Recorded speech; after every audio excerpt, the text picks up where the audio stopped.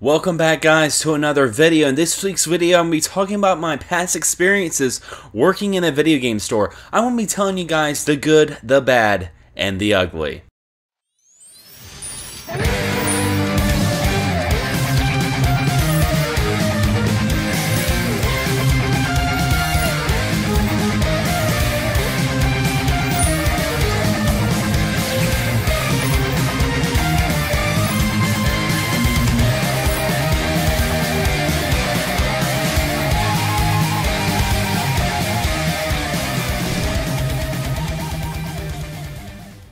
Now, this dates back to 2005. Now, this was actually my first job. I was around like 16 or 17 at the time, and I was really getting tired of mowing lawns and doing yard work and doing odds and ends that make a little bit of income. I was just about to graduate high school, so I was like, alright, I'm going to get a little part-time job. And it was so awesome with it being at a video game store because I've always loved video games. This was like a dream come true. Of course, it introduced me to the world of retail, which I will get into that a little bit later. But let me just gush about it for a second, because what was really cool about working at this store, and the store was called Babbage's. Now, some of you guys might remember Babbage's. It used to be a really cool video game store that mainly sold PC games when it first started out.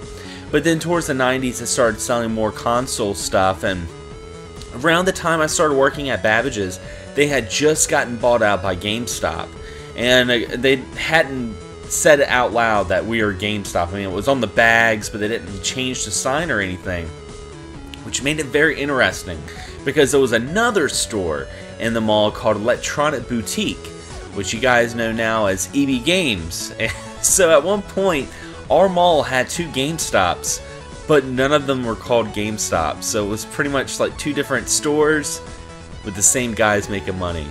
Good old GameStop.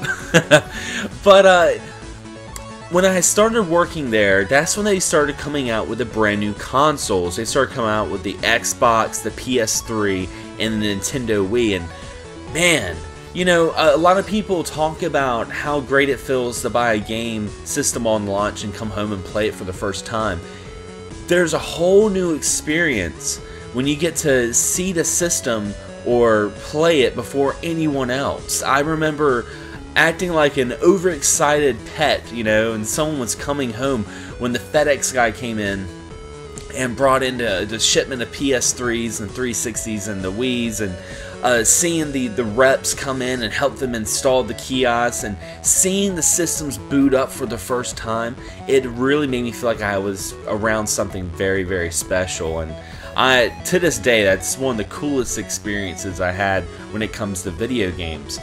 So, with that being said, I mean, some of the things that I do miss about working at a video game store, other than the discount, was, of course, back then was the pre-orders. You know, before you had DLCs and extra characters, all digital content. Back then, you know, when you reserved a game, you got something a little special. You would get like a plushie, t-shirts, keychains. It was just, it was always, they were thinking outside the box to get you to buy that game. And what was cool is sometimes they would come out with games and have pre-order bonuses, but they would almost get too many bonuses and not enough pre-orders, so it would just become instant stuff you could take home. I mean, it was taking up space. They're like, hey, you want to, you know, Final Fantasy Crystal Chronicles t-shirt? Here you go. This will fit you. I mean, I wish I still had a lot of the stuff that I had kept, but a lot of it got lost with moving, or I've had to get rid of a lot of it because I'd have like standees and posters and stuff like that. But I managed to hold on to some of it. But that was really, really cool. But of course, working at a video game store, it was a job, and every job has its perks, but it also has its downfalls. And I had some very weird experiences working at GameStop, or Babbage's, I should say. I think, thinking back, some of the stuff I didn't like about working there, and this is a reason why I don't really give GameStop employees too much flack, because I know how it is working there, and I know they, you know, they hound you about pre-orders and reserving games and stuff like that, and I remember I had to do that a lot working there, and I hated it. I honestly hated it. I mean, because I view these people as people.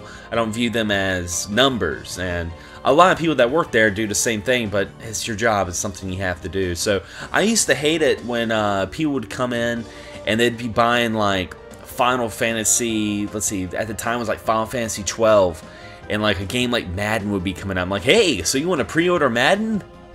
And they're like, no, but I had to do it.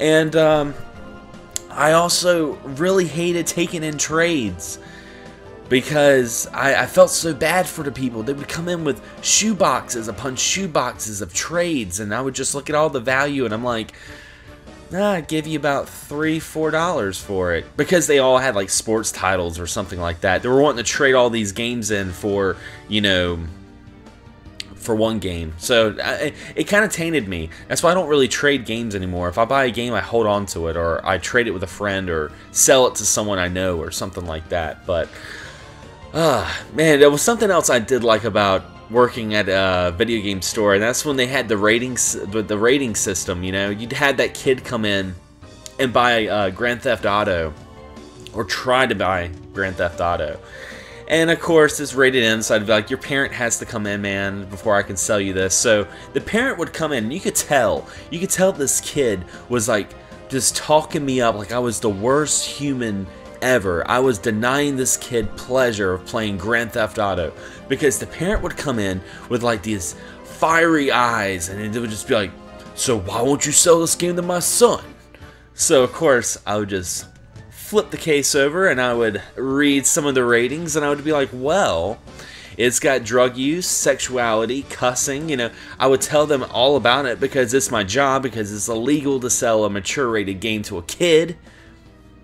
And the parents, their face would totally change. It would go from to, and then looking at the kid, and then the kid, excuse me, the kid would just be looking at me the whole time. And I'm telling you, if these kids had like the power of Carrie, I would be covered in third-degree burns, or I wouldn't even be here right now, because these kids just wanted to kill me. I loved it. In a weird, sadistic way, I relished those moments. That just made my day, made it so much better. Some of the things I didn't like, of course, was, you know, other than the trades and the bombarding and trying to sell things that I knew people didn't want to get, was advertising. Now, I have a huge game collection, you know, not huge, but I have a good size game collection, and none of it's advertised. And the reason why is because I worked at a place for 3 years putting everything in alphabetical order. I'm not going to do it in my own game room. And I remember this one time I probably spent half the day in the PS2 section, because the PS2 section was always the biggest section in the store. And I remember I was putting everything up, and this kid comes in dressed like Link. He looked just like Link. Looked freaking awesome. He comes in, I'm like, hey, what's up, man? And he pulls out his Master Sword. He had like a plastic sword. And he starts yelling, "Where's Zelda? Where's Zelda?" And everyone's looking. He walks over to the PS2 section, and he starts hitting it, knocking games everywhere, all over the floor. I'm just like, holy fuck, what are you doing right now? I'm telling you, I kicked him out of the store. The kid was not allowed to ever come back. I called security on him.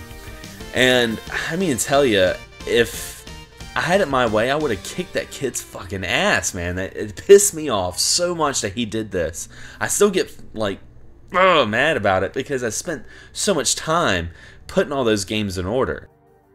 And of course, then there was one time I was actually almost robbed.